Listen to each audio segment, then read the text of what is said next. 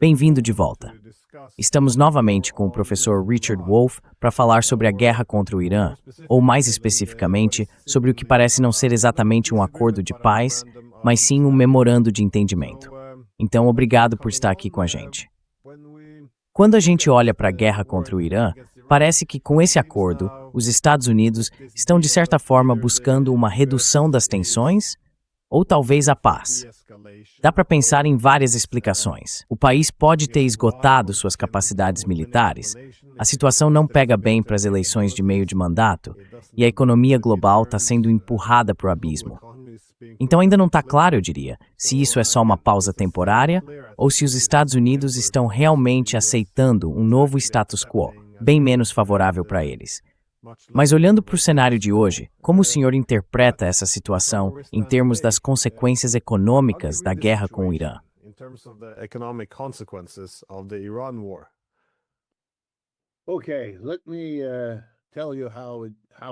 Ok, deixa eu te dizer como isso me parece. Primeiro, em resposta ao que você acabou de dizer, como americano, eu nasci aqui, vivi e trabalhei aqui nos Estados Unidos a vida toda.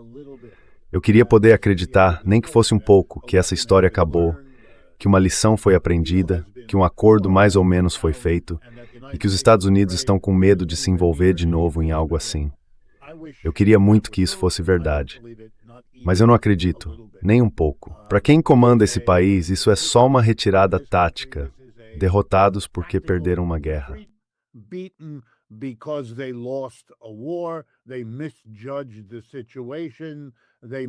Eles avaliaram mal a situação, avaliaram mal a própria capacidade, fizeram aquele tipo clássico de exagero de um império em declínio. Eu não acho que eles entenderam o que isso significa, o que quer dizer que vão exagerar de novo. E aí é só uma questão da situação específica. Como isso vai acontecer, quando exatamente e de que forma? Pode ser no Oriente Médio de novo, ou na Ásia Ocidental? Com certeza. Esse assunto está resolvido? De jeito nenhum. Se o Sr. Netanyahu continuar lá e levar adiante a operação no Líbano, isso seria uma oportunidade.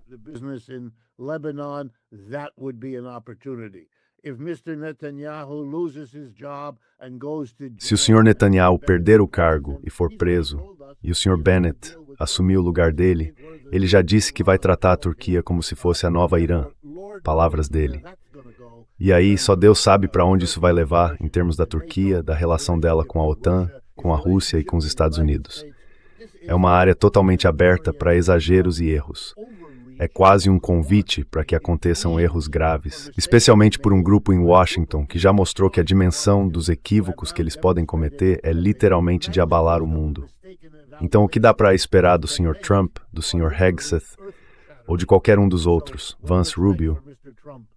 Olha para eles. Ou tomam decisões ruins ou aceitam as decisões ruins dos outros. E é só isso.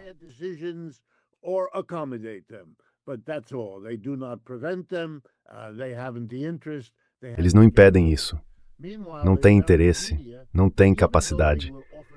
Enquanto isso, a mídia americana, mesmo fazendo algumas críticas, eu gostaria de poder dizer que essas críticas vão na direção que eu e você gostaríamos, mas não vão.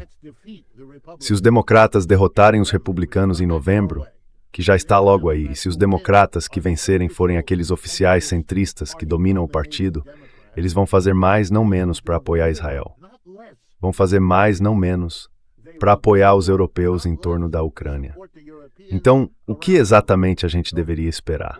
Olha, se você quer saber a minha opinião, é aqui que eu vejo um ponto de esperança.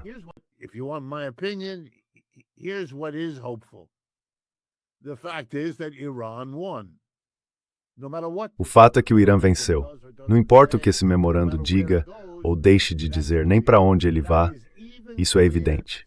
Isso fica claro até aqui nos Estados Unidos, onde há um esforço para esconder essa realidade. Um esforço impressionante, mas que não deu certo. Então você vê a esquerda e a direita, por motivos diferentes e com objetivos diferentes, todas concordando em deixar claro que isso não é bom, o que acabou de acontecer aqui. De jeito nenhum. Dá para perceber até na incerteza do mercado de ações. Por um lado, ele quer sustentar a ideia de que a gasolina e o petróleo vão ficar mais baratos que estavam. Por outro, não é tão claro assim. Não há tanta certeza.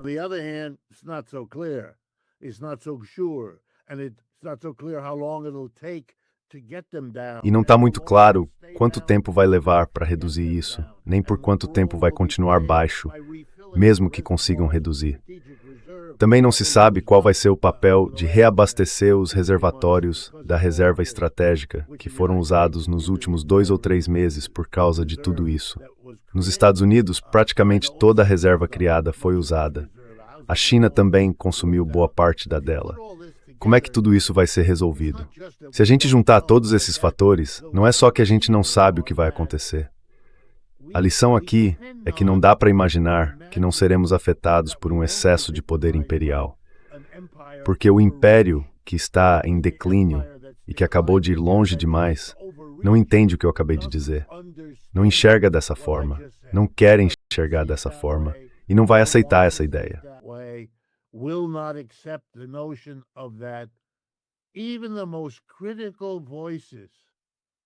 Mesmo as vozes mais críticas, pessoas com quem eu concordo, de quem aprendo e que admiro, e que, entre outros lugares, aparecem no seu programa, eu acho que ainda não querem ir tão longe assim. São poucas as que realmente entendem o conceito de um império em declínio com a devida atenção, e menos ainda as que ligam isso ao que está acontecendo agora. Mas na minha avaliação, esse é o ponto central. A deterioração do império vai determinar até que ponto o excesso de poder vai acontecer, onde, quando e com que tipo de consequência devastadora.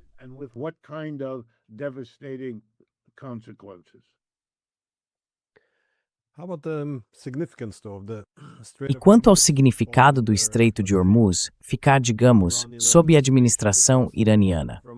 Porque, pelo que eu entendi do memorando de entendimento, embora a gente ainda não tenha visto o texto, os iranianos não vão cobrar um pedágio, que seria apenas um valor pelo direito de passagem, mas sim uma taxa.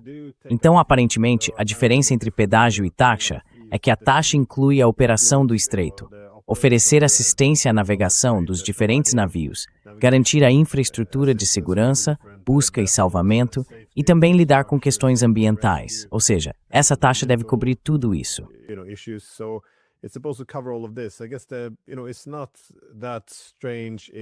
Acho que não é tão estranho assim. Quer dizer, não é algo sem precedentes, eu diria. Porque, por exemplo, no Bósforo, os turcos cobram uma taxa parecida.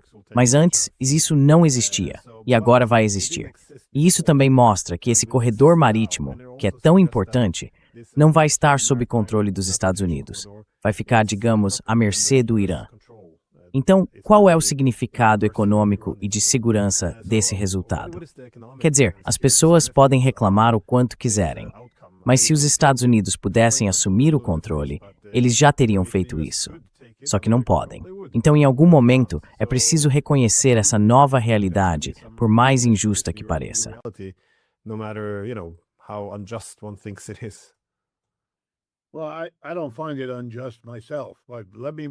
Olha, eu pessoalmente não acho que seja injusto, mas deixa eu responder a sua pergunta, ou a questão que você levantou.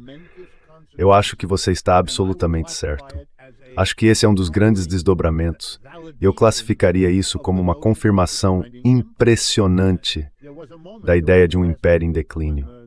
Houve um momento, nas últimas semanas, em que o Trump estava respondendo a repórteres, e o assunto que você acabou de mencionar surgiu. E ele levantou o dedo, como costuma fazer, e disse algo como, bem, o estreito vai estar aberto e não haverá taxas nem cobranças, nenhuma. Vamos ficar de olho. E no fim das contas, o que ele está dizendo?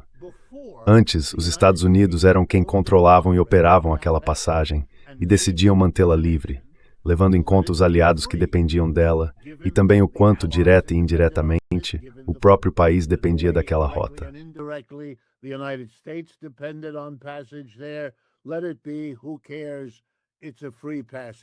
Deixa pra lá, quem liga é uma passagem livre. Só que agora os iranianos mostraram que não é bem assim. Eles disseram, nós vamos nos interessar por isso, vamos supervisionar e vamos cobrir tudo com mísseis que ninguém pode tirar de nós. E se vocês não se comportarem do jeito que declaramos, já mostramos que vamos destruir suas bases militares na região do Golfo. Vamos atacar seus aliados. Vamos atacar qualquer um que vocês usem como base para interferir conosco. É isso, um império ou controla a situação ou não controla. O que acabou de acontecer foi uma troca de comando, dos Estados Unidos como autoridade de fato para o Irã como autoridade de fato.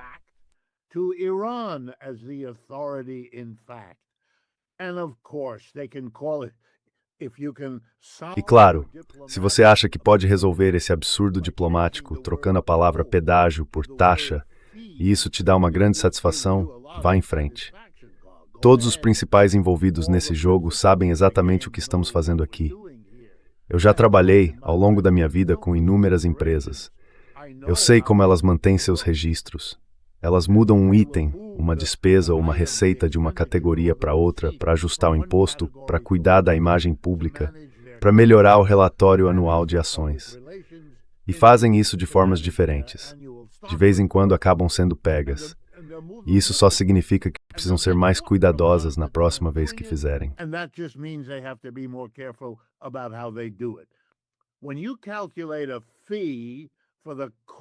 Quando você calcula uma taxa pelos custos que tem, isso inclui as baterias de mísseis, porque isso é um custo.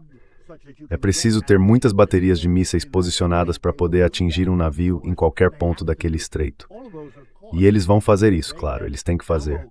Todos esses são custos que podem ser atribuídos à operação desse estreito. A questão central aqui é a seguinte: ou os Estados Unidos aceitam que o controle do Estreito de Hormuz já não é mais uma prerrogativa americana, que agora pertence ao Irã, ou não. Isso significa que os Estados Unidos não podem contestar isso? Claro que podem. O Sr. Trump pode restabelecer o bloqueio que ele acabou de suspender. Pelo que entendi do memorando, ele inclui a retirada dos bloqueios e tudo mais.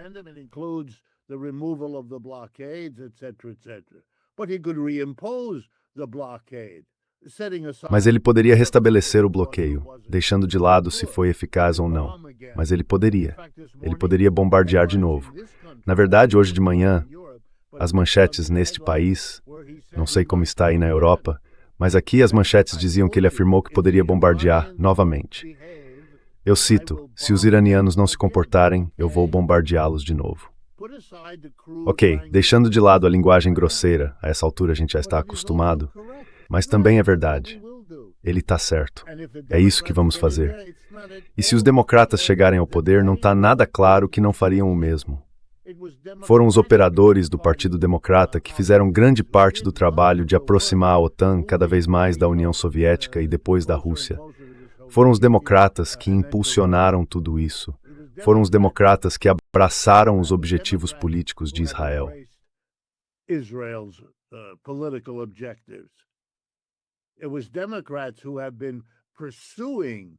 Foram os democratas que começaram a se aproximar dos chamados pró-palestinos, que na verdade não são pró-palestinos neste país.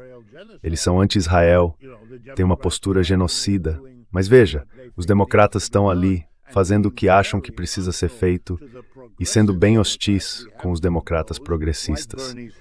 A gente tem alguns deles, como Bernie Sanders e outros, que tentam puxar para o outro lado, mas eles têm um papel bem secundário. É um pouco como esperar que o Sr. Netanyahu saia do poder sem entender a política israelense, o que mostra que não, isso não vai resolver o problema. Porque em Israel há uma maioria clara que quer continuar fazendo o que está fazendo. Então, no fim das contas, esse é um acontecimento muito importante.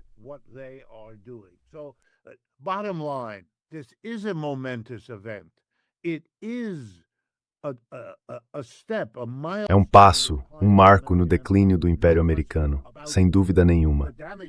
O prejuízo a um aliado dos Estados Unidos, nesse caso Israel, é evidente. A turbulência em Israel, como consequência, também é bem clara. A autoconfiança dos iranianos e o fato de que os outros países do Golfo estão ocupados reorganizando suas relações com o Irã mostram que eles entendem que estão bem na linha de fogo desse jogo. Para eles, o declínio do Império Americano é uma ameaça existencial. Era essa a proteção que eles tinham. E, aliás, eu sei que vocês já falaram disso no programa, para mim é o mesmo problema da Ucrânia e da Europa. Os europeus tiveram que aprender que depois de 75 anos dependendo completamente dos Estados Unidos, ficaram vulneráveis ao que o Sr. Trump está fazendo agora que é cortar essa dependência.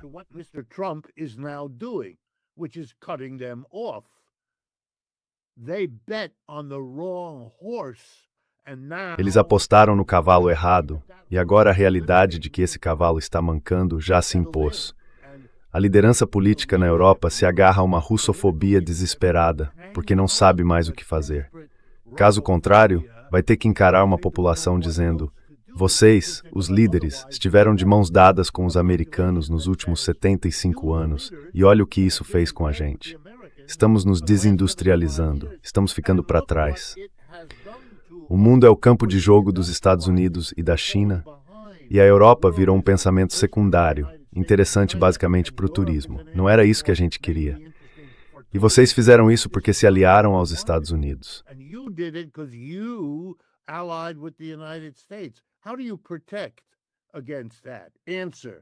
Como é que você se protege disso? A resposta é: você inventa um inimigo pior. Dá para distrair e desviar a atenção do seu povo focando num perigo urgente que você precisa exagerar o tempo todo. Assim, pessoas como eu, você e muita gente que observa isso acabam se perguntando: de onde vem essa histeria? A histeria, como qualquer psicólogo diria, é um sinal de que tem algo importante acontecendo ali. Não precisa ser exatamente o que eles dizem, mas é algo importante. E a resposta é que se trata de uma ameaça existencial para toda uma classe política que construiu seu espaço num terreno que acabou se mostrando profundamente inseguro. E, aliás, é ainda pior para a classe dos empregadores, porque os empregadores europeus, os capitalistas, estão se vendo espremidos entre os Estados Unidos e a China.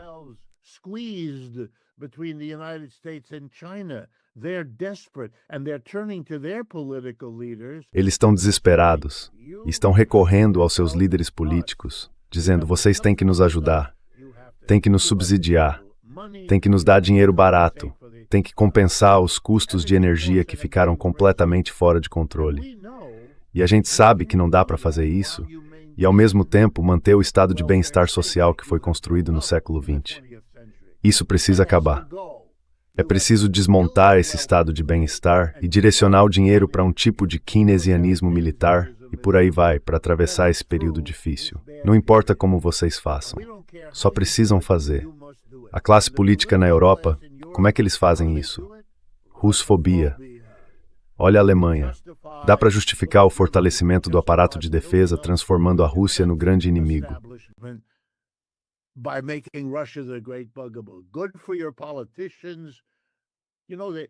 Bom para os seus políticos. Sabe, tem uma piada no vocabulário americano dos filmes de faroeste, dos filmes de cowboy. A piada, repetida sem parar nesses filmes, é mais ou menos assim.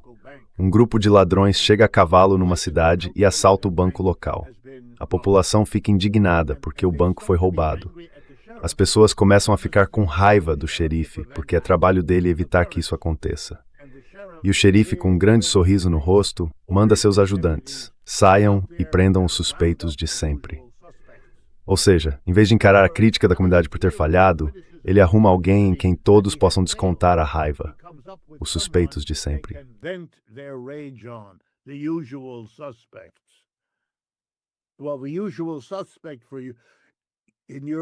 Bom, o suspeito de sempre para você, na política europeia, é a Rússia, é a antiga União Soviética, é toda essa história que vem basicamente desde 1917, a ameaça bolchevique, e por aí vai. Então, com um pouco de imaginação, eles se dedicaram a acalmar tanto suas ansiedades políticas, quanto a pressão urgente por apoio do governo que o setor empresarial impõe a eles. E para mim, tudo isso é combustível para o moinho. São os Estados Unidos, que por seus próprios motivos acabam deixando de lado seus aliados europeus, deixam o Canadá e o México, agora avaliam mal o Irã, abandonam Israel. Olhe bem, é um império em declínio e está produzindo desastres enquanto despenca em sua trajetória histórica.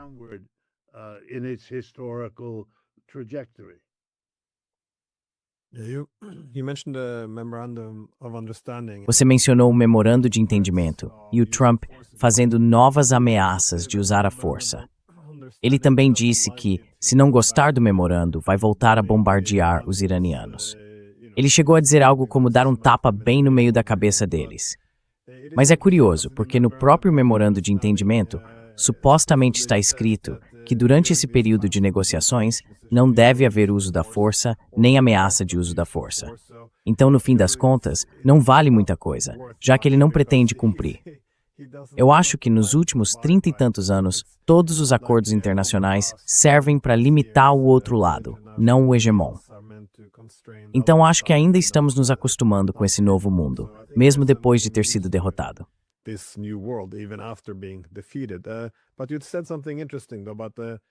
Mas você disse algo interessante sobre os países do Golfo. Eles também precisam reconhecer a realidade, ou seja, não dá para apostar tudo num cavalo perdedor. E bom, se a gente der um passo para trás, o Estreito de Malaca, o Irã, você sabe, tem um papel muito central, não só na economia dos Estados Unidos, mas na economia mundial. De novo, desde 71, quando os Estados Unidos abandonaram o padrão ouro, eles meio que substituíram isso pelo petrodólar em 73, ao fazer com que os países do Golfo vendessem seu petróleo em dólares americanos.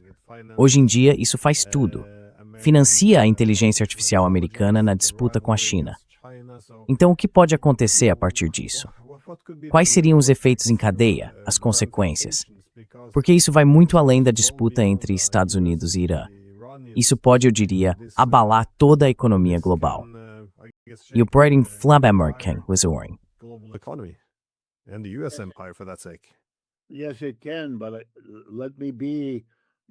Sim, pode sim. Mas deixa eu ser economista por um momento aqui com você. Todo esse, digamos, Sturm und Drang, esse termo antigo em alemão, a China, pelo que eu vejo, é uma espectadora curiosa. A China está ocupada fazendo a economia dela crescer, e no longo prazo isso trouxe para a China todos os benefícios imagináveis. Não está sendo bombardeada, não está desperdiçando recursos bombardeando ninguém, está fortalecendo suas forças armadas. E seria loucura se não fizesse isso. Tem recursos para isso e continua crescendo. Quero lembrar as pessoas de que o Irã é membro do BRICS. O Irã acabou de vencer uma guerra que não foi só contra o Irã, como todo mundo sabe, assim como a Ucrânia não é apenas sobre a Ucrânia.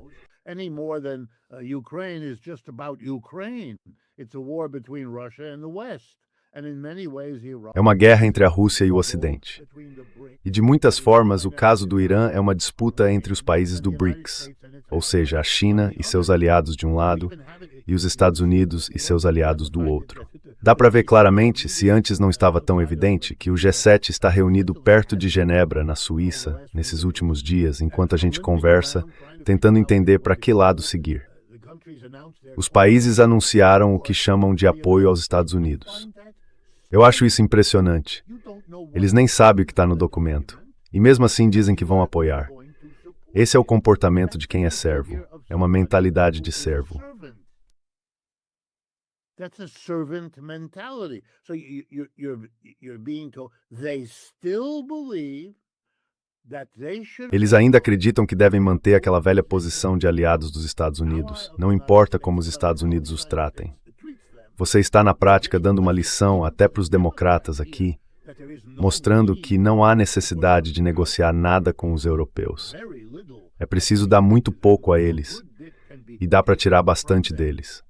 Quer dizer, se a gente entende a lógica, uma das razões pelas quais existe essa russofobia, do jeito que a gente vê, é porque dá para gerar um tipo de apoio estranho dentro dos Estados Unidos para esse tipo de hostilidade. E é isso que mantém um pouco de apoio aqui nos Estados Unidos, porque o país não tem tanto medo da Rússia em si, mas sim da conexão entre Rússia e China.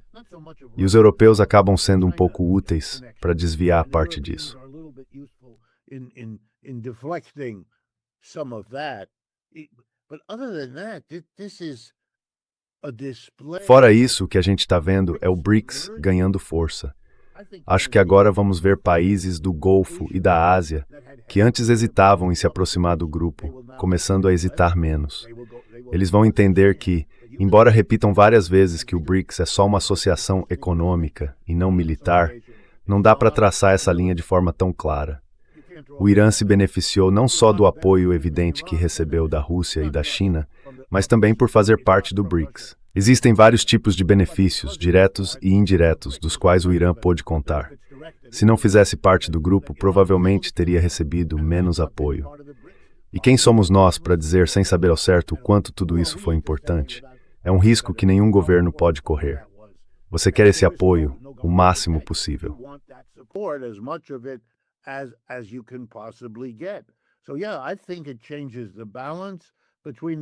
Então eu acho que isso muda o equilíbrio entre os BRICS, como uma aliança de um lado e o G7 do outro.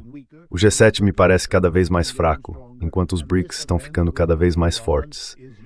E esse evento com o Irã é mais uma prova disso. Irã, Turquia e Arábia Saudita agora são os grandes países. E veja, a Arábia Saudita e o Irã já fazem parte dos BRICS. A Turquia ainda não, mas eu apostaria que vai entrar em breve. E aí vem a questão de como eles vão lidar com isso. Vão continuar na OTAN? Vão sair da OTAN? A ambiguidade do conflito entre o mundo muçulmano e a Turquia em relação à Europa cristã, tudo isso fica ali no pano de fundo, deixando a situação ainda mais complicada. E se os Estados Unidos se afastarem de Israel, e deixa eu fazer um ponto sobre isso, eu vivi, como eu disse, a minha vida toda nos Estados Unidos. I have lived, as I said, all my life in the United States, and during that time, the support for Israel. E durante aquele período, o apoio a Israel era amplamente majoritário. Isso tinha a ver com um problema antigo de antissemitismo dentro dos Estados Unidos, que ainda existe, e que acabou gerando, digamos assim, uma reação ao longo de um século de pessoas que acham importante não seguir por esse caminho. Também havia empatia e solidariedade pelo que aconteceu no Holocausto, na Alemanha nazista e tudo isso. Então, havia uma certa visão de Israel como um esforço corajoso de vítimas de um genocídio tentando se reconstruir. E surgiam frases como: um povo sem terra finalmente encontra uma terra sem povo, e por aí vai. Sem olhar muito de perto para isso, dava para acreditar. Mesmo que nunca tenha sido verdade, mas dava para acreditar.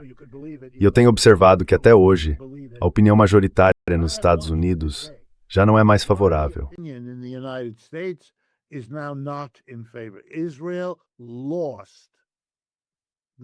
Israel perdeu a maioria do apoio do povo americano. Perdeu mesmo.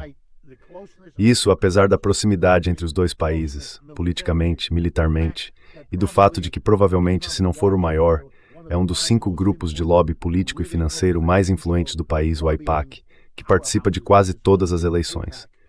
Não só em nível federal, mas muitas vezes também em nível estadual, tentando manter a política americana favorável a... Tudo isso está mais fraco hoje do que em qualquer outro momento da minha vida. E isso significa que o problema de Israel não é só o desastre do que aconteceu com o Irã, que é algo crucial, mas que está acontecendo ao mesmo tempo em que dentro dos Estados Unidos a opinião pública desapareceu.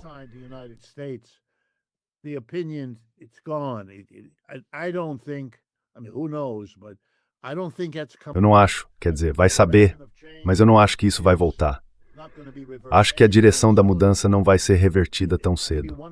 Vou te dar um exemplo. Estou falando com você aqui de Nova York, onde eu moro e onde eu estou agora, e a gente acabou de eleger em novembro passado um novo prefeito, um cara jovem, simpático, chamado Zohran Mamdani, que é muçulmano, que é socialista, como ele mesmo se define, e que quando um repórter perguntou: o que você faria se Benjamin Netanyahu viesse a Nova York? Ele respondeu: eu mandaria prendê-lo. Certo? Essa é a maior comunidade judaica dos Estados Unidos, bem aqui em Nova York. E a maioria deles votou nele. Voted for him, right? And that wasn't about him. That was about not. E isso não era sobre ele. Era sobre não querer fazer parte dos velhos estabelecimentos republicano e democrata. Essa é a realidade do nosso país. E seria um erro, e eu digo isso para os meus colegas da área de relações internacionais, pessoas que eu admiro e respeito, como John Mearsheimer, gente que você também conhece e com quem lida. Eu entendo a lógica da política das grandes potências, mas é um erro não perguntar sempre por que as grandes potências fazem o que fazem. E não é só por causa da singularidade das relações entre grandes potências. É também, e muitas vezes principalmente, um reflexo do que está por baixo disso, algo que precisa ser avaliado e levado em conta.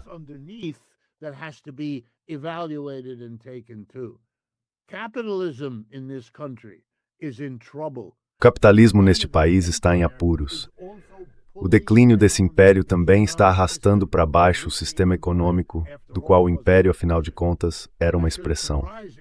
Isso não deveria surpreender ninguém. E o questionamento sobre o capitalismo é maior agora do que em qualquer outro momento da minha vida.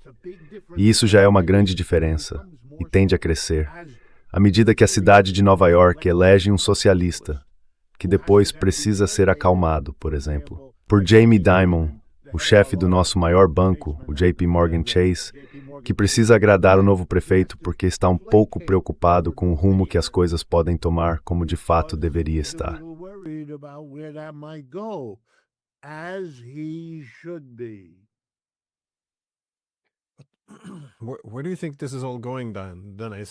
Para onde você acha que tudo isso está indo, Glenn, dizem? Quero dizer, é o desmoronamento do império, o desmoronamento da república, porque muita coisa é afetada por isso. A gente vê, como você mencionou, a fragmentação da relação transatlântica. Eu sei que os líderes europeus estão dispostos a fazer de tudo para, digamos, agradar ou se curvar ao Trump e tentar manter a parceria viva. Mas ao ignorar seus próprios interesses nacionais, eles acabam acumulando muito ressentimento e criando uma oposição forte, pronta para reverter tudo. Então isso não é sustentável. A gente vê a relação deles com Israel sob tensão. Os países árabes também vão ter que se ajustar a novas realidades. E no leste asiático, eles também precisam tirar conclusões com base no declínio dos Estados Unidos dentro da própria América.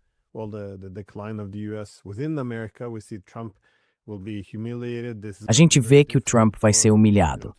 Vai ser muito difícil para o governo dele sobreviver. E quem vier depois do Trump? Todo presidente dos Estados Unidos parece se eleger com a ideia de que vai restaurar a grandeza do país. Mas, se ser um presidente bem-sucedido exige se ajustar a novas realidades, ou seja, a um mundo multipolar, isso vai abalar as bases dos próprios Estados Unidos também. Como isso se encaixa em toda essa situação político-econômica global? Porque não é só a América sozinha. Nos últimos 30 e tantos anos, toda a ordem mundial foi organizada em torno do Império Americano. O que acontece agora? É uma pergunta enorme, eu sei, mas o que vem depois?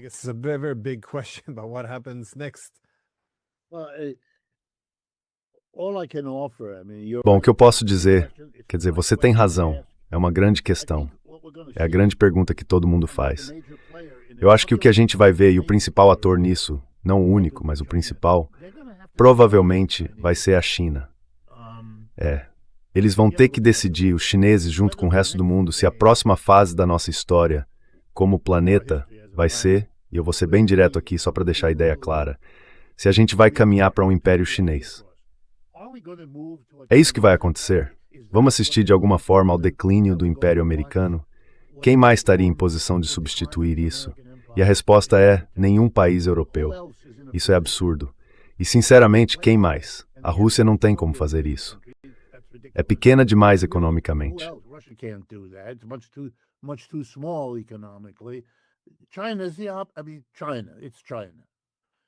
China.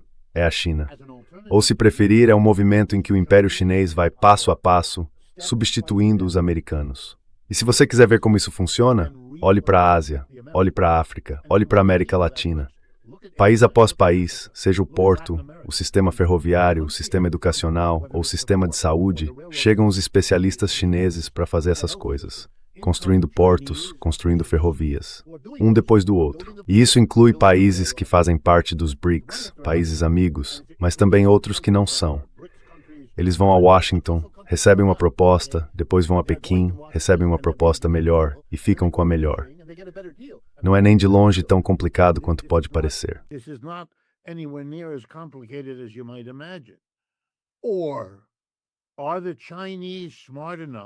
Ou será que os chineses são espertos o bastante, por já terem sido um império antes, isso faz parte da história deles, para entender que essa não deveria ser a estratégia deles? Porque se fizerem isso, acabam se colocando na mesma situação que estão impondo agora ao último império. É como se os Estados Unidos pudessem ter aprendido algo por terem feito parte do Império Britânico. Será que realmente queriam assumir o papel do país dominante, contra o qual acabaram de fazer uma revolução? É para esse lugar mesmo que queriam ir? Os americanos nunca se fizeram essa pergunta. Simplesmente foram lá e fizeram. Agora precisam responder por isso. Os chineses, talvez, quem sabe, possam ser uma sociedade capaz de criar, apoiar e incentivar um verdadeiro sistema multilateral, multinacional. Quer dizer, parte de mim, e eu admito, tenho meus anseios utópicos. Todo mundo tem, eu também. Lembra que, depois da Primeira Guerra Mundial, a gente tentou a Liga das Nações. After World War I, we tried the League of Nations. After World War II, we tried the United Nations. Depois da Segunda Guerra Mundial, a gente tentou com as Nações Unidas. Tudo bem, talvez não seja preciso ter uma Terceira Guerra Mundial para fazer um novo esforço sério para tentar encontrar outro caminho que não seja o do Império. Caso contrário, a gente vai viver para sempre nesse mesmo mundo. O conflito entre grandes potências, em que a gente acaba sendo grato a uma delas, por mais opressiva que seja, só porque mantém tudo sob controle. Elas fazem a paz porque querem dominar. E assim que esse domínio chega ao fim, voltamos àquele período terrível de que você e eu estamos falando, quando tudo está em transição e todo mundo está brigando. Talvez você consiga enxergar tudo isso, perceber como isso se repete na nossa história e decidir buscar algo diferente.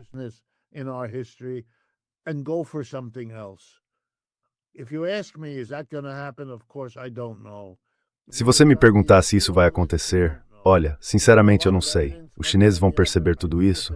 Também não sei. Há muitas evidências, de um lado ou de outro. Se houver, eu não estou vendo. Os chineses dizem que sim, eu reconheço isso. O Xi Jinping fala desse jeito de vez em quando. Mas se isso é só, digamos, um discurso de ocasião, ou se é algo realmente sério, eu não sei. Gostaria de saber, mas não sei. Acho que cada vez mais gente vai começar a fazer essa mesma pergunta, a que você fez, e que eu também estou tentando responder. Vamos ver pessoas opinando sobre para que lado as coisas parecem caminhar, e para que lado seria melhor que caminhassem, com aquela imagem meio utópica, digamos assim, na cabeça.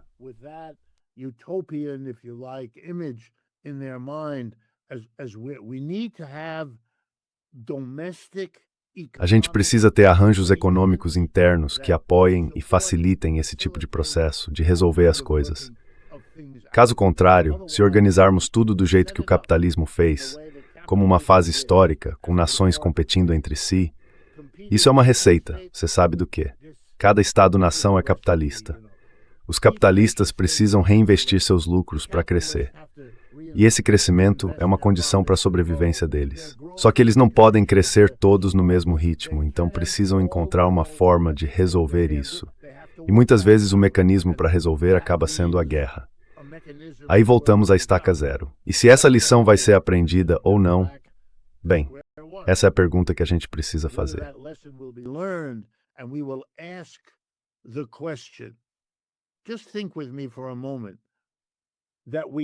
Pense comigo por um instante. A gente precisa questionar como os nossos sistemas econômicos dentro de casa estão organizados. Será que eles têm uma tendência natural a resolver seus conflitos por meio de guerras entre grandes potências nacionais? Ou será que deveríamos ter uma forma totalmente diferente de organizar tudo isso? Veja, o debate entre capitalistas e socialistas, ou entre capitalistas e comunistas, ou ainda entre marxistas e não marxistas, poderia ter sido feito com base nessa questão. Mas na maioria das vezes não foi. É como se eles achassem que dava para discutir apenas a macroeconomia dentro do Estado Nacional e deixar o resto para se resolver sozinho. Pois bem, estamos vivendo justamente esse se resolver sozinho. E não está dando certo.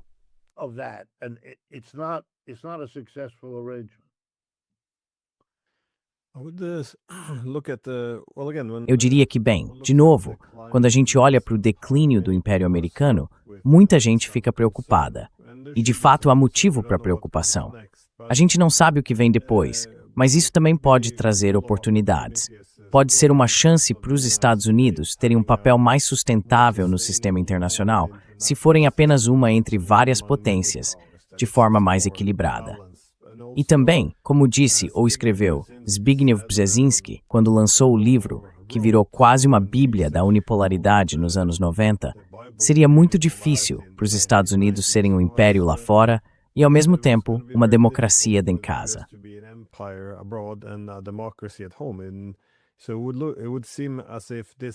Então parece que daqui para frente, esse momento não precisa ser visto como um período de problemas.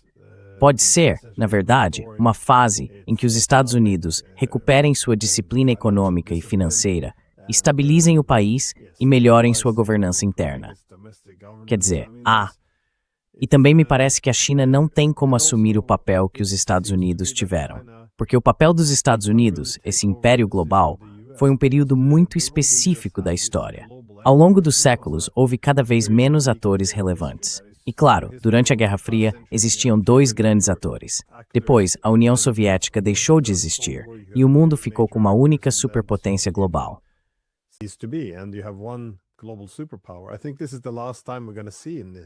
Eu acho que essa é a última vez que a gente vai ver, na história, ou pelo menos no futuro próximo, só uma superpotência no mundo. Quer dizer, mesmo que a China aspire agora à primazia global, até os aliados mais próximos dela, como a Rússia, começariam a se afastar. A Índia, por exemplo, abriria mão de parte da sua autonomia para adotar uma postura de equilíbrio mais firme. Acho que o sistema voltaria a um ponto de equilíbrio se a China seguisse por esse caminho. Então, eu simplesmente não vejo isso acontecendo. Não acho que os chineses sejam ingênuos. Acho que eles entendem que boa parte do apoio que tem no mundo vem justamente do fato de não estarem forçando uma postura hegemônica. Mas, enfim, você tem alguma consideração final? Do you have any final thoughts? Yes. I hope you're right. Sim, eu espero que você esteja certo.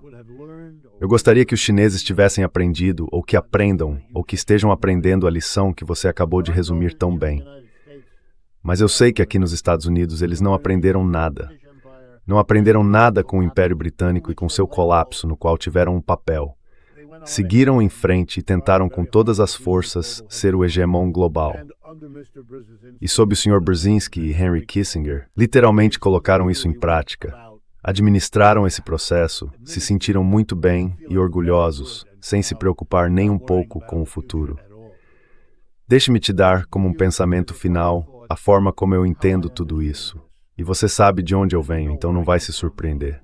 Você citou uma frase interessante, não lembro de quem. Não dá para ser um império lá fora e uma democracia em casa.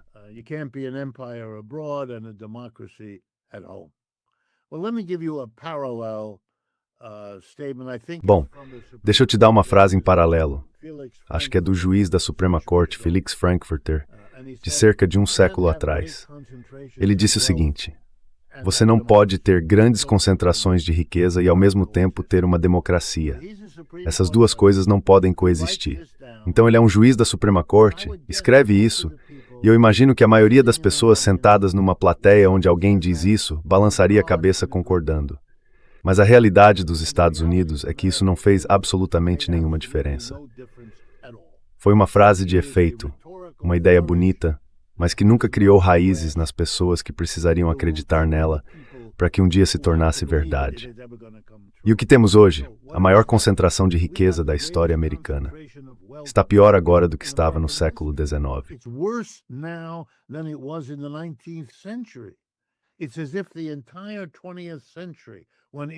É como se todo o século XX, quando a desigualdade diminuiu nos Estados Unidos, principalmente por causa da Grande Depressão dos anos 30, que a comprimiu como um acordeão, tivesse sido completamente desfeito.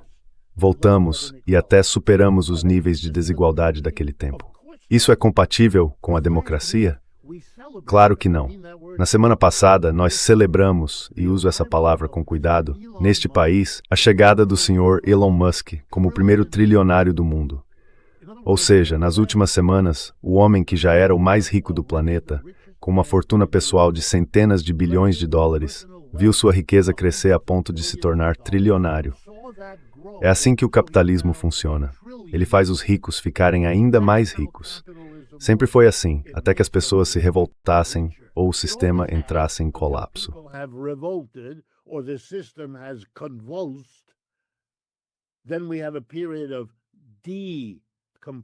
Então a gente passa por um período de descompressão até superar isso e depois retoma o que é a tendência básica. Pois é, eu temo que a mesma coisa aconteça aqui. Você tem razão, não é compatível. A riqueza corrompe a nossa democracia, e a nossa democracia é tão corrupta quanto se possa imaginar. O nosso governo é comprado e pago. É impressionante. Não dá para entender Israel sem levar isso em conta. Israel percebeu isso e aprendeu a usar a situação. Chega um ponto de absurdo. O governo dos Estados Unidos financia Israel. Israel financia o AIPAC. O AIPAC compra o governo que financia Israel. É preciso ter senso de humor. Caso contrário, isso enlouquece qualquer um.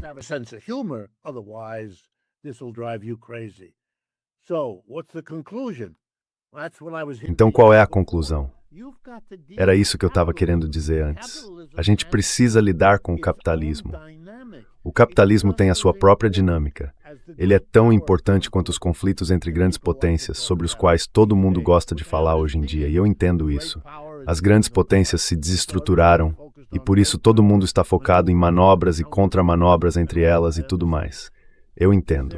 Existe uma lógica nisso? Sim. Existe um mundo em que essas grandes potências atuam? Sim. Mas esse mundo não é algo separado do mundo do capitalismo, do seu impulso de crescimento e de tudo o que isso implica. Se você deixar essa estrutura intacta, vai acabar tendo os mesmos resultados.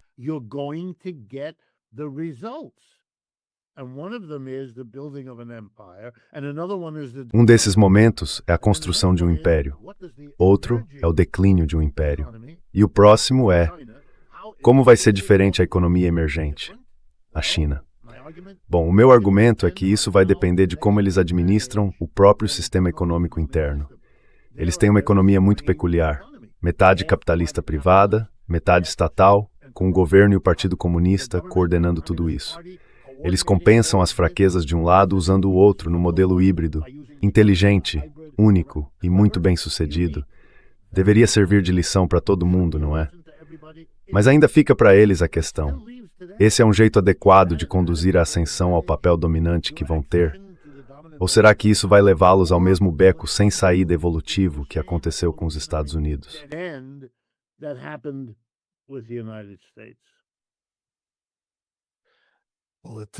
Bom, isso ainda vai ter que ser visto. Pelo menos, tempos interessantes estão por vir. Muito obrigado por tirar um tempinho da sua manhã para conversar. Deixa eu aproveitar um momento aqui, porque não tenho certeza se os outros convidados vão dizer isso. O seu programa está ficando cada vez melhor. Eu assisto sempre que consigo um tempinho. As suas perguntas são ótimas. Os seus convidados também. Alguns dos programas mais recentes sobre o que está acontecendo no Irã e sobre a catástrofe europeia foram extremamente esclarecedores. É um serviço que você está prestando. E eu quero que saiba que muita gente percebe isso, valoriza e está dizendo para todo mundo: olha isso aqui, você vai aprender muito. Muito obrigado. Eu agradeço de verdade. É um grande elogio vindo de você. Obrigado. Thank you.